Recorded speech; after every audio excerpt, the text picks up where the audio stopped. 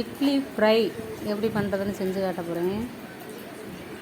காலையில் அவிச்ச இட்லி 2 மீதி இருந்துச்சு. அதை க்யூப் சைஸில் கட் பண்ணிவிட்டு ஆயிலில் போட்டு நல்லா பொன்னிறமாக மொறுமொறுன்னு பொரித்து எடுத்துக்கணும். பொரித்து எடுத்துக்கிட்டு அதுக்கப்புறம் அதை நம்ம கிரேவி பண்ணுறதுக்கு பெரிய வெங்காயம் நல்லா நைஸாக பொடிசாக கட் பண்ணிக்கிறணும். அப்போ தான் அது நல்லாயிருக்கும். லெமன் ஜூஸு, அப்புறம் உப்பு, மஞ்சத்தூள், கடுகு, பெப்பர் பொடி எல்லாம் அதுக்கு தேவையான பொருட்கள் எடுத்து வச்சுக்கிறணும். அடுப்பு பற்ற வச்சு சட்டியை வச்சுட்டு சட்டி காஞ்சதும் ஆயில் ஊற்றிட்டு அதுக்கப்புறம் கடுகு போட்டு லைட்டாக வெடிக்க விடணும். எண்ணெய் காஞ்ச பிறகுதான் போடணும், இல்லைன்னா அந்த பச்சை வடை வரும். அதுக்கப்புறம் கருவேப்பிலை போட்டுட்டு கருவேப்பிலை எண்ணெயில் நல்லா கொஞ்சம் மொறுமொறுணும் வந்ததுக்கப்புறம் மறுபடியும் இந்த பொடிசாக கட் பண்ணி வச்சுருக்கோம்ல பெரிய வெங்காயம், அதை போட்டு அதில் கொஞ்சோண்டு நைஸ் உப்பு போட்டு நல்லா வதக்கிக்கணும். உப்பு போட்டோன்னா கொஞ்சம் சீக்கிரமாக வதங்கும். கொஞ்சம் நல்லா அது எப்படின்னா மெரூன் கலரில் மாறும். கொஞ்சம் பார்க்குறதுக்கு நல்லா இருக்கும்.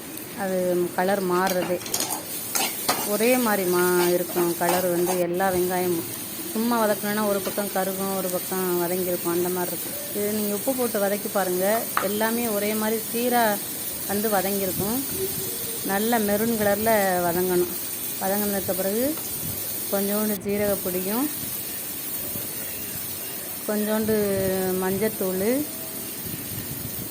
கொஞ்சோண்டு கரம் மசாலா தூள் போட்டு கொஞ்சம் வதக்கிக்கிறணும். வதக்கிட்டு அது நல்லா ஆயிலில் மிக்ஸ் ஆன பிறகு, அந்த வெங்காயம் எல்லாம் மிக்ஸ் ஆன பிறகு இந்த லெமன் ஜூஸ் எடுத்து ஊற்றிக்கணும். ஊற்றி அதையும் அந்த கிரேவியில் நல்லா கிளறிக்கிறணும். அதுக்கப்புறம் டொமேட்டோ சாஸு ஊற்றி அதையும் நல்லா மிக்ஸ் பண்ணிக்கணும். நல்லா மிக்ஸ் பண்ண பிறகு பொரிச்சு வச்சுருக்கோம்ல அந்த இட்லி அது சும்மா சாப்பிட்டாலே நல்லாயிருக்கும். இந்த பொரிச்சு எடுத்து வச்சுருக்கோங்க, அது சும்மா சாப்பிட்டாலே நல்லாயிருக்கு. ஆனால் அந்த கிரேவியில் போடும்போது இன்னும் டேஸ்ட்டாகவும் சூப்பராகவும் இருக்கும். அப்போ அதில் போட்டு நல்லா கிளறிட்டு அதுக்கப்புறம் சில்லி சாஸு கொஞ்சோண்டு ஊற்றி நல்லா கிளறிக்கிறணும். கிளறிட்டு அதுக்கு பிறகு கடைசியாக பெப்பர் தூள், கடைசியாக பெப்பர் போடணும். ஃபஸ்ட்டே போட்டுறக்கூடாது. பெப்பர் போட்டு நல்லா மிக்ஸ் பண்ணிவிட்டு எடுத்து ஒரு பவுலில் வச்சு எடுத்து சாப்பிட்டு பாருங்கள்.